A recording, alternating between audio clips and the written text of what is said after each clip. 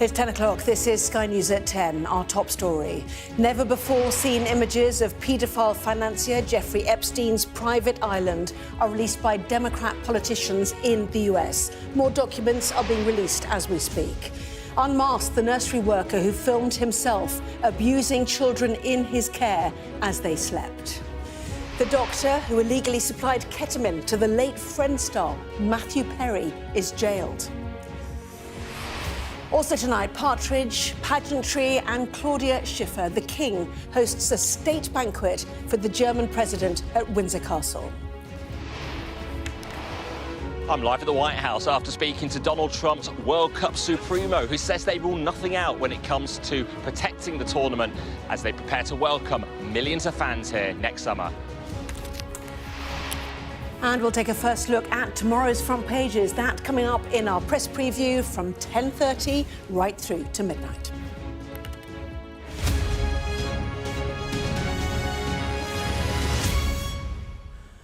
Hello, good evening. As we come on air tonight, more images have been released from Jeffrey Epstein's private Caribbean island.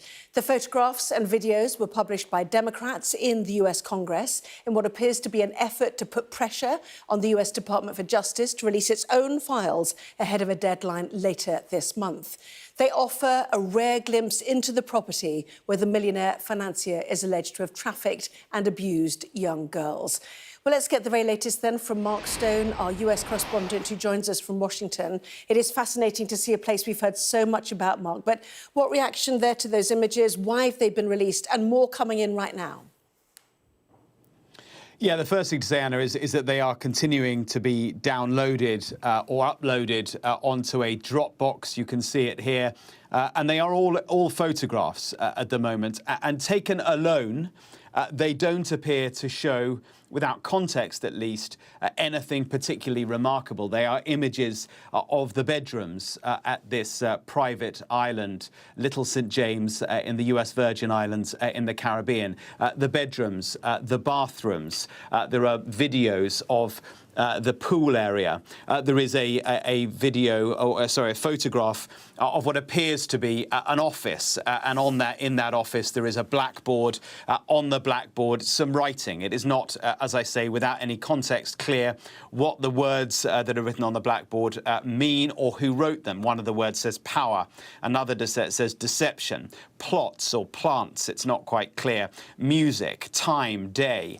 These are the words written on this blackboard in one of the rooms on this private island. As I say, more images are now being released as I speak, and at first glance, and it's happening as I talk, they appear to be more of the same. Perhaps the most intriguing image, very strange indeed, is what looks like a dentist chair in one of the rooms on this island, and on the wall some masks as well, decorative masks or masks designed to be worn. It's not clear. Now, these images have all been released by the Democrats on the Oversight Committee over on Capitol Hill. They have released these images, which we understand they obtained from the Attorney General in the US Virgin Islands over the course of their own investigation into Jeffrey Epstein. They've got these images. They've released some of them as an effort to pressure President Trump to press the button and release all the files. Remember, Donald Trump succumbed to pressure a few weeks ago and signed an order which compels the Department of Justice to release all the Epstein files. They have until the 19th of December to do that. And some of the Democrats on this Oversight Committee have written to Pam Bondi, who is the US Attorney General, Donald Trump's Attorney General, to ask her for an update by Friday. They want to know why all the files haven't been released, and they want them to be released as soon as possible. As I say, Donald Trump has got, or his Department for Justice has got until the 19th of December to release all the files. So this isn't all the files, and on their own, they are not particularly unusual. But it's a pressure. It's pressure on the Trump administration to release all of them. Yes, and we'll see what more you get tonight. Mark, for the moment, thank you. A nursery worker has pleaded guilty to abusing young children in his care. Vincent Chan admitted carrying out the most vile abuse of infants while they slept and filming it on his phone. Police in North London described it as one of the most harrowing and complex cases they had ever investigated. And a warning: this report by Sky's Rachel Venables contains distressing details. Parents trusted this man to look after their children. You're also further under arrest for digital penetration of a minor. Okay? So same time of arrest, that's 10 to 8. You don't have to say anything, may help me defend if you do not mention when questioned, something which later on in court and to be significant evidence. But at the North London nursery where he worked, Vincent Chan had been sexually assaulting youngsters and filming the abuse. Today at Wood Green Crown Court, the 45-year-old pleaded guilty to 26 offences. 4 children have so far been identified. The police called it one of their most harrowing and complex investigations into child abuse. And it isn't over. Vincent Chan is a paedophile. He's disturbed, predatory and sexual offending took advantage of young children, using his workplace to gain access to his victims. But our work is not over. Our investigation remains ongoing and we are continuing to review digital devices and assess Chan's conduct across relevant settings. Chan worked at the Bright Horizons nursery on Finchley Road between 2017 and last year. He was only caught after a colleague complained he'd been filming and editing humiliating videos of the children on nursery-issued iPads. Once arrested, police found a slew of horrifying pictures and videos on his devices. The crimes committed against these children are horrific enough, but the fact this happened at a nursery, somewhere these youngsters should have felt safe, and by someone in a position of trust, makes the case all the more shocking, and parents are demanding answers.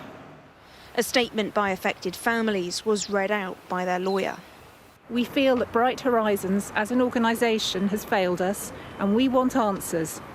How was someone like Vincent Chan employed? Why did safeguarding systems fail completely? And how were such horrific crimes against children able to continue for so long without the staff responsible for safeguarding at Bright Horizons Nursery acting? A spokesperson for the nursery said, "We are shocked and appalled by this individual's horrific crimes. Our organisation's mission is to protect and nurture young children. This individual's actions represent not only a violation of the victims, but also a profound betrayal of the trust placed in him by families and colleagues." The families of Chan's very young victims are receiving specialist support, and he's due to be sentenced for his crimes at the end of January. Rachel Venables, Sky News in Wood Green. The King and Queen are hosting a festive state banquet tonight for the German president. Frank-Walter Steinmeier's 3-day visit is the first full ceremonial trip to the United Kingdom by a German head of state for 27 years. Well, the German actress Claudia Schiffer is among the guests at Windsor Castle, where she was sat next to the Prime Minister, Sir Keir Starmer. We have, of course, experienced the darkest times and the most terrible consequences of conflict. But perhaps now, so many decades later, the acknowledgement of past suffering has become the basis for an honest friendship, renewed and redoubled. Well, our royal correspondent Rhiannon Mills has more from Windsor Castle. Well, we've already seen this year, if you want to impress an overseas guest, then Windsor is probably the best place to do it. And this evening certainly lived up to all of the expectations when it comes to laying on the most spectacular state banquet, this time for the German president. It is unique this year in the fact that this is the 3rd state visit that the royal family have hosted. That hasn't happened since 1988, but I think shows just how important it was, both for Number 10 and the Foreign Office, to again extend that kind of welcome to an important European friend. You just had to look around the table, look at the guest list, look at the wine menu, and there's always those little touches to kind of underpin the important friendships that we have with a European partner such as Germany. But what is really important about these state banquets are the words that are delivered. The King's speech particularly interesting in the fact that he talked about, yes, of course, a shared history, about reconciliation, trade as well and the importance of business. That definitely will have got a tick in the box from number 10, who we know the President also went to meet Prime Minister Keir Starmer earlier on today.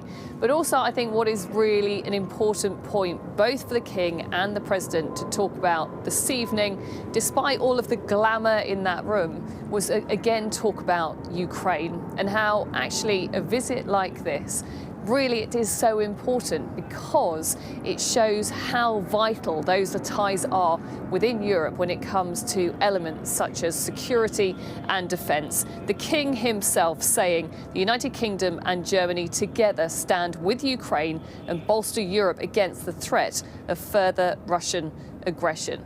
For the King this year, really, we have seen how is in the fact that he can play this important diplomatic role. And I think from a perspective of number 10, the Foreign Office, they will again be delighted that the royal family have again played host to a very important visitor. Rhiannon there at Windsor Castle. Well, to the US now, where a report from the Pentagon has found that the Defence Secretary, Pete Hegseth, put American troops at risk by sharing secret information on a messaging app. Well, let's bring in Sky's David Blevins, who's in Washington. So how serious is this for Mr Hegseth, David? If intercepted, the report found the information would have imperilled American troops. Yes, well, it is a damning report, Anna. According to our colleagues at NBC, the Defence Secretary accused of putting American troops at risk. Pete Hegseth also accused of violating military protocols by using his own personal phone for official business. And the report reaching no conclusion on whether he had declassified this information in advance because the Defence Secretary declined to be interviewed by investigators, offering them a written submission instead. Now, this all relates to the sharing of operational detail around a US strike on Houthi targets in Yemen in March. And let me just give you some of the detail they were sharing on the Signal messaging app. 1500 hours, strike drones on target. This is when the first bombs will definitely drop. Godspeed to our warriors. Another message in the group stated, we are currently clean on OPSEC. That's operational security, and suggests they were aware of the operational sensitivity of this information. It later emerged that Pete Hegseth had been part of a second Signal group chat where the same information was shared with his wife, his brother and his personal lawyer. So it really is rather extraordinary. He was a very controversial choice for Defence Secretary, the former Fox News anchor, and found himself embroiled in the Signalgate scandal very quickly. Since then, the Pentagon press corps has walked out over draconian restrictions he's imposed on them there. And just this week, he's been at the centre of another row over a second strike carried out on a boat that had already been incapacitated by a first strike in the Caribbean, with his critics describing that as a war crime. He does still appear to have Donald Trump's backing, but certainly this latest report is going to pile the pressure on Pete Hegseth. Many people now asking if he has the ability to lead the world's most powerful army and to protect American troops. David Blevins, thank you. In the last few minutes, the Associated Press news agency has reported that Donald Trump's aides will meet Ukrainian negotiators on Thursday in Miami for more talks aimed at ending the war with Russia. The NATO Secretary-General, Mark Rutte, has said that Donald Trump is the only person in the whole world who can break the deadlock when it comes to Ukraine. Well, he was speaking at a meeting of NATO foreign ministers in Brussels, which for the first time in 22 years was not attended by America's top diplomat, Marco Rubio. Well, Mr. Rutte insisted that nothing should be read into the absence of the US Secretary of State after being sidelined in talks between Moscow and Washington. Donald Trump's special envoy, Steve Witkoff, and his son-in-law, Jared Kushner, spent 5 hours in talks with President Putin on Tuesday. Sky News understands that Labour MP Marcus Campbell-Savers has lost the whip after he voted against the government's plans to impose inheritance tax on farms. The MP for Penrith and Solway has long opposed the changes and made clear his stance in his speech in the House of Commons yesterday. A doctor who pleaded guilty to supplying ketamine to Matthew Perry in the weeks before the actor's death has been jailed for 2.5 years. Salvador Plasencia is the first of 5 people to be sentenced in connection with the death of the Friends star, who was found drowned in a hot tub at his home in Los Angeles after taking ketamine in October 2023. A review into the death of British teenager Harry Dunn has revealed government failings in bringing his killer to justice. Ansakoulas was granted diplomatic immunity and allowed to return to America after knocking Harry off his bike in 2019 when driving on the wrong side of the road. The report says the Foreign Office missed key opportunities to work with the US government to bring her back. Well, Sky's Lisa Dowd has reported on the story since the outset and has this report. His family had 6 years enjoying life with Harry as a teenager. Didn't even get it in your mouth. The 6 years since his death have been horrendous and made worse by their own government. They were incapable. They were totally incapable of helping us. Motorbiker Harry was 19 when a US spy crashed into him outside RAF Croton in Northamptonshire. Ansakoulas was at the wheel. When she left the UK with diplomatic immunity, Harry's family were heartbroken. They first went public with Sky News when they'd learned themselves that Sakoulas had gone. We don't know how on earth we can start to grieve for him because we have nothing, we have no justice, we have nothing to put our minds at rest that she's even remorseful.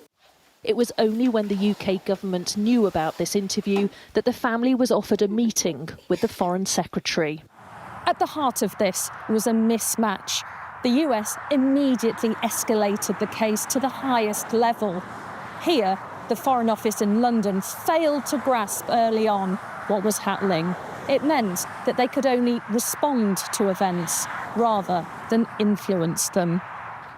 Feeling abandoned, they took their fight for justice to Washington themselves. Nobody came with us to the White House to help us. Nobody come to mop us up and look after us from the embassy in Washington. We were just left to fight for ourselves.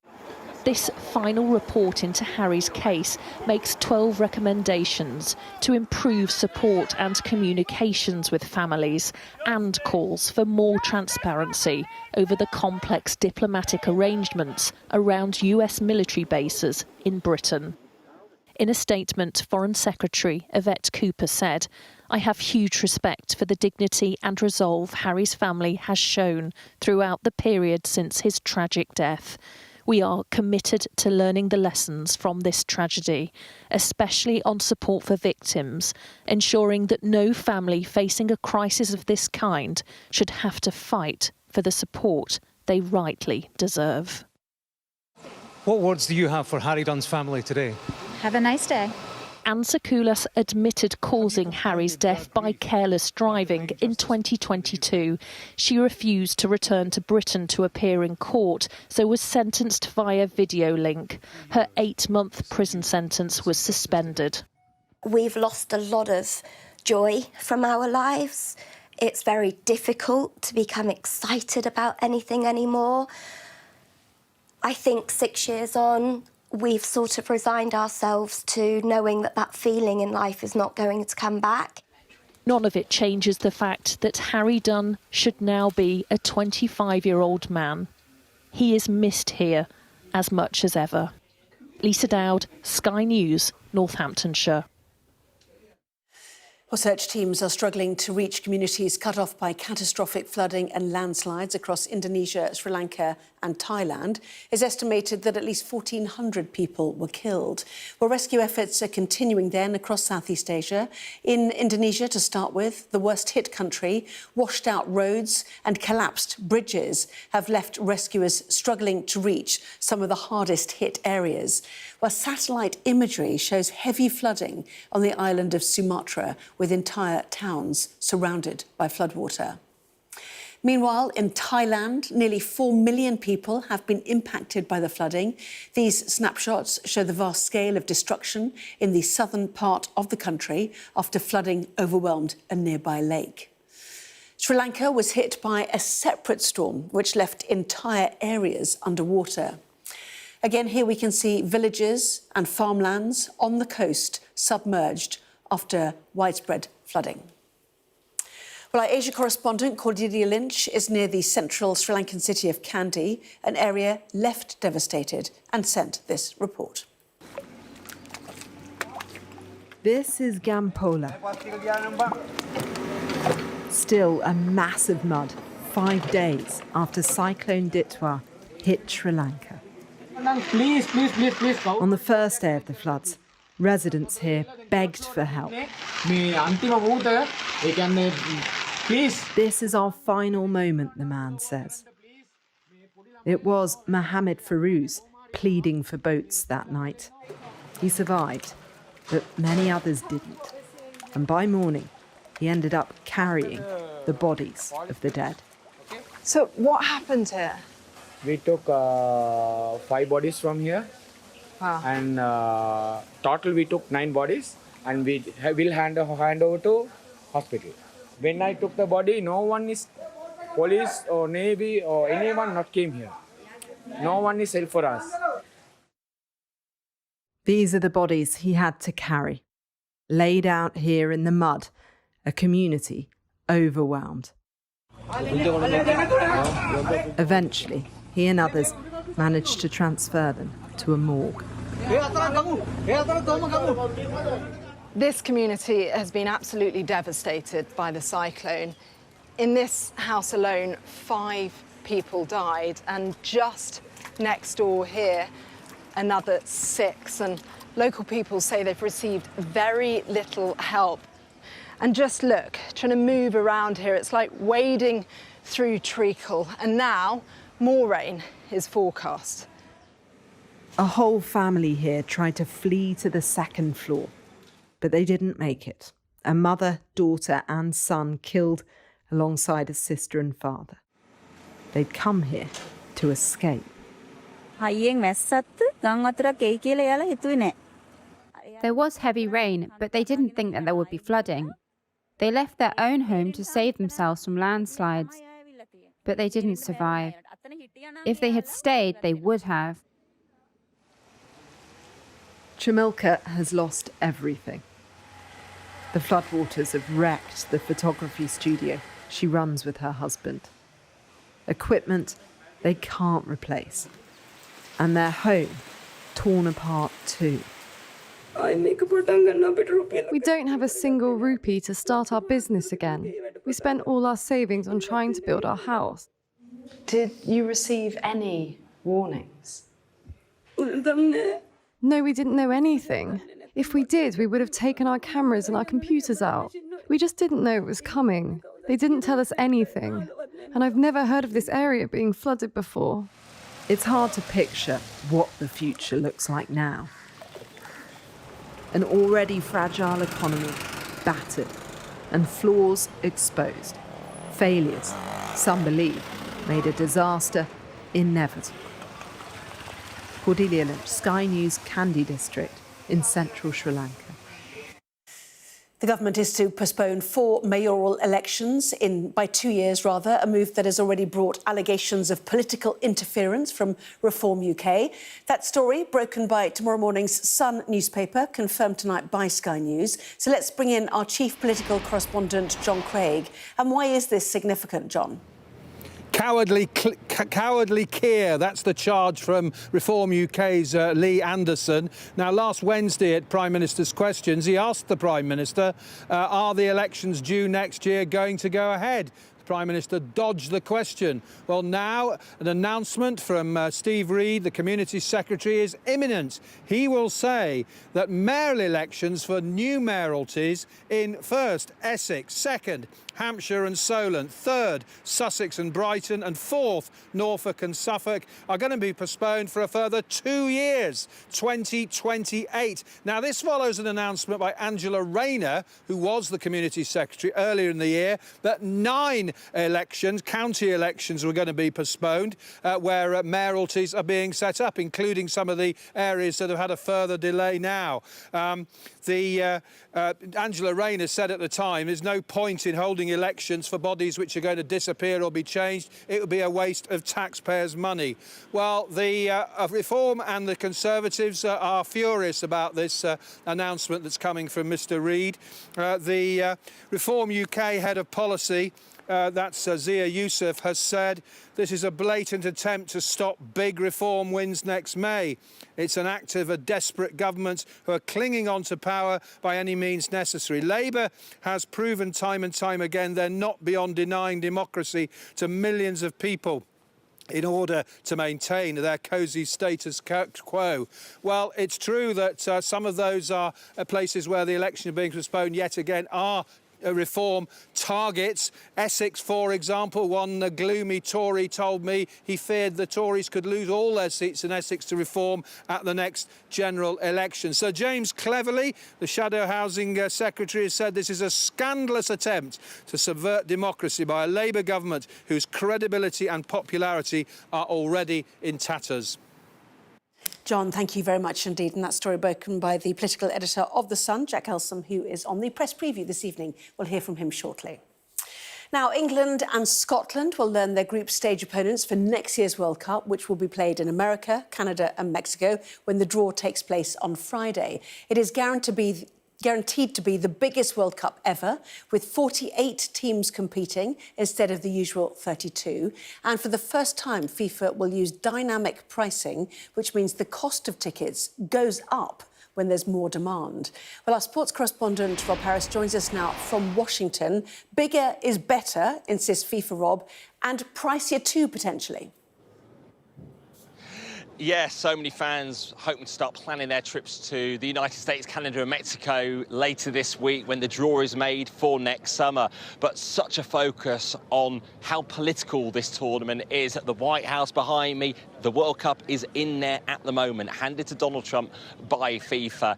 And this is a tournament with Trump's hallmark fingerprints all over it, and many thinking, how can this tournament be protected? Donald Trump threatening to take games away from cities he deems unsafe, those run by Democrats. Also, there's the international terror threat as well, and how he deals with co-hosts Mexico and Canada when some of the rhetoric can be quite divisive, whether it's about tariffs or indeed drugs threatening strikes on Mexico.